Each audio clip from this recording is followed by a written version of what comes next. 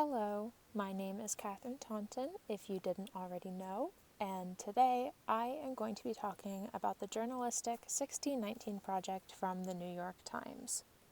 The 1619 Project is a series of essays written by various authors in an attempt to reframe the country's history by placing the consequences of slavery and the contributions of Black Americans at the very center of our national narrative. The project was initiated at the New York Times by African-American journalist Nicole Hannah-Jones in August of 2019 on the 400th anniversary of the beginning of slavery. The basis of Hannah-Jones's project was set on the first slave ship arriving at Point Comfort in 1619, carrying 20 to 30 enslaved Africans. The arrival of this ship inaugurated the barbaric system of chattel slavery for the next 250 years. This event is what encourages the idea of the 1619 Project, to rewrite history from the beginning being 1776 to its new beginning being 1619, based on the idea of enslaved Africans being the people who truly built this country. The project began with the publication of a special issue of the New York Times Magazine containing essays on different aspects of contemporary American life, from mass incarceration to rush hour traffic, that have their roots in slavery and its aftermath. To fully understand the 1619 Project, it requires us to place the consequences of slavery and the contributions of Black Americans at the very center of the story we tell ourselves about who we are as a country. Nicole Hannah-Jones's mission is to try reframing American history by considering what it would mean to regard 1619 as the true year of our nation's birth. Despite the positive intentions behind the project, the feedback was very mixed. It was well received in the beginning. People had lined the streets of New York City to get their own copies, and the project started the creation of a podcast as well as a book. For Nicole Hannah-Jones, the response was deeply gratifying.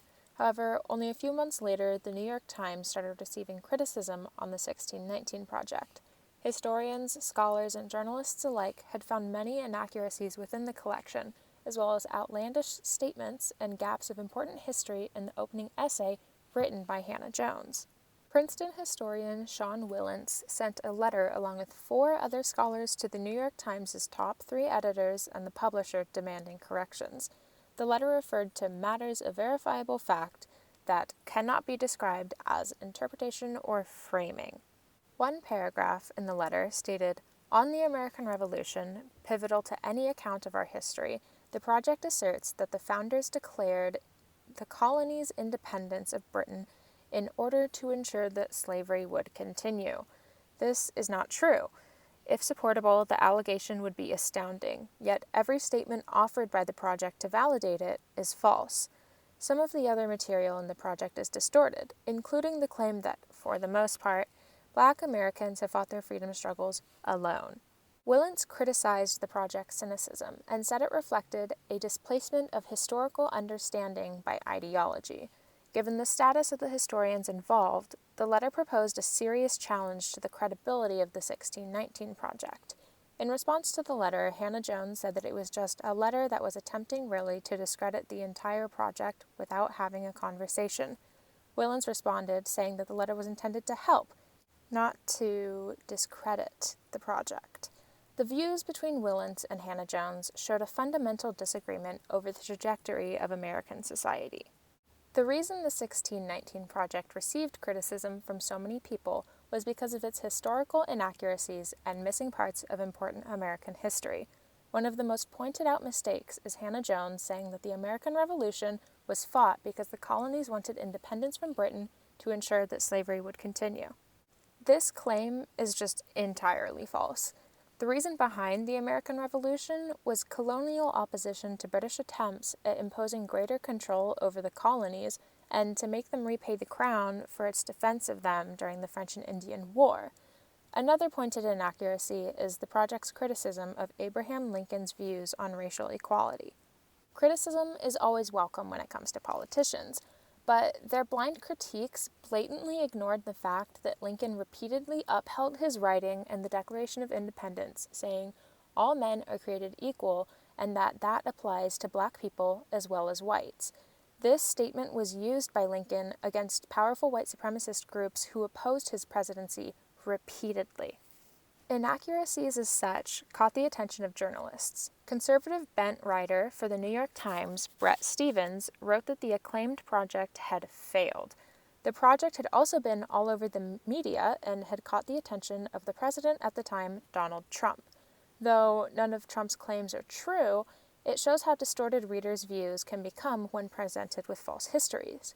He referred to the project as totally discredited, which it wasn't, and said that this project rewrites American history to teach our children that we were founded on the principle of oppression, not freedom, which isn't entirely true, as that wasn't the intention nor the execution of the project. Stephens criticized the authors involved in the project, saying, however much background reading they might have done, are not in a position to adjudicate historical disputes, and that the 1619 Project is a thesis in search of evidence, not the other way around, discrediting any scientific research process that had gone into the writing of these essays. What I find to be the most interesting aspect of the 1619 Project is the inaccuracy in the title itself. The first slave voyage didn't land in America in 1619. It landed in 1525. There were 404 original passengers and only 283 survived the voyage. This was the very first voyage direct from Africa to the Americas. The first voyage that arrived in 1600 disembarked with 8,212 passengers. The number of enslaved Africans from the 1619 ship in the essay also seemed to be distorted. According to a resource given to us in Module 2, the ship that landed in 1619 disembarked with 16,380 passengers, not 30. The first voyage of the 1700s disembarked with 44,141 passengers. As the years increased, so did the amount of enslaved Africans that were being brought to the Americas. In 1756, the Seven-Year War began. During the entire length of the war, 401,840 passengers disembarked in America. And when the American Revolution was going on during 1776 to 1783, 411,766 passengers disembarked in America. The first ship of the 1800s arrived with 77,528 passengers before the final voyage arrived carrying 722 passengers right before the abolition of slavery in 1865. There are many other voyages between these dates, and in its entirety of 3 centuries brought a total of approximately 12,521,337 passengers to America. The history that is presented in the 1619 Project differs greatly from what we've learned in class. All data provided came from a resource given to us in Module 2 on the Middle Passage and Africans in the New World. Timelines and vetted resources like this are super important tools to use when publishing something as important as the 1619 Project, especially when it's being integrated into the middle and high school history curriculum. Stephens may not have been completely incorrect when he said that the authors weren't in a position to adjudicate historical disputes. The Pulitzer Center has paired up with the New York Times and Nicole Hannah-Jones to create lesson plans and resources to incorporate the 1619 Project into the middle and high school history curriculum. This curriculum is already being taught in approximately 4,500 schools around the United States. They soon aim to incorporate at all school levels, but a lot of colleges already teach American history and slavery in a similar way to the 1619 Project, and elementary school doesn't teach about slavery. That doesn't come until middle school. The Pulitzer Center website provides a portal for the 1619 Project curriculum for teachers and students. It includes lesson plans, units, flashcards, vocabulary, curricular material, and so much more. There are special sections in the portal like Curricular Materials for the 1619 Project Law School Initiative, which explores the 1619 Project and the legacy of slavery with curricular resources crafted by and for law school students and their professors. There is also a section titled Index and Flashcards for Terms and Historical Events, which is a partial listing of historical events and terms referenced in the 1619 Project essays and Quizlet flashcards to support teachers and students with curricular integration. There are also specific lesson plans provided, like Exploring the Ideas of America by Nicole Hannah-Jones, which provides a plan for close reading and guided discussions of Nicole Hannah-Jones's essay for the 1619 Project, which also provides the intellectual framework and introduction for said project.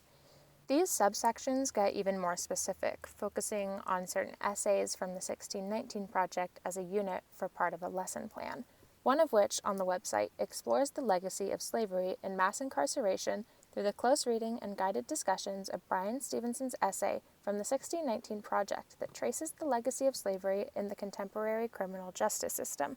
The lesson plans provided by the Pulitzer Center team could be very useful in teaching history in a new and improved way. Old textbooks tend to have a cloudy, one-sided view of America never being in the wrong and never being the bad guy. So introducing new curriculum to our schools now can spark a better future for the next generations. The 1619 project had its focus on rewriting history and Black Americans' names.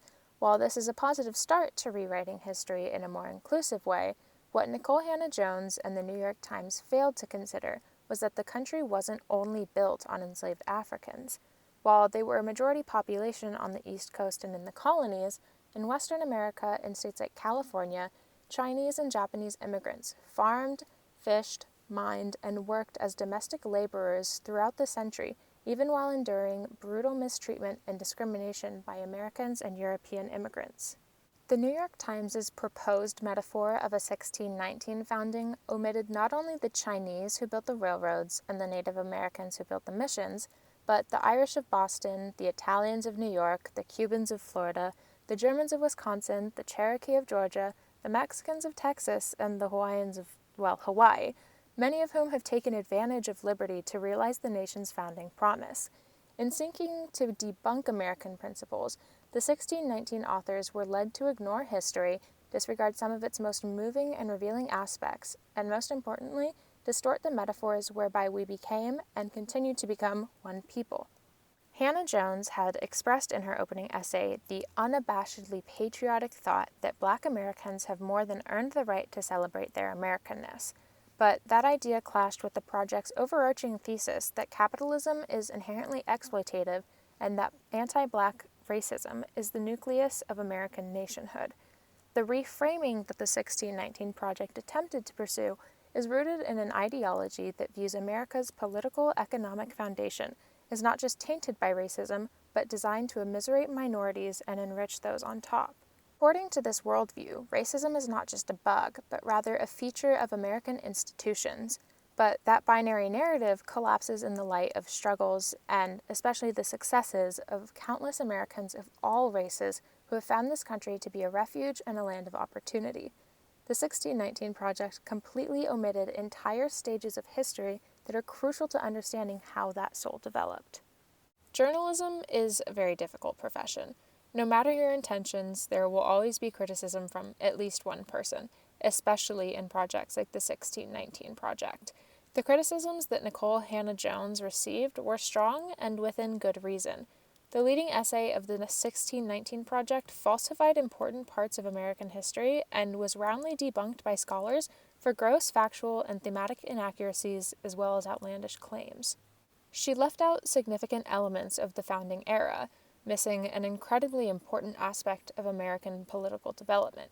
She failed to say that America is a nation born of debate, argument, and peaceful resolution, for the most part, ignoring our past and the current wars and aid going on.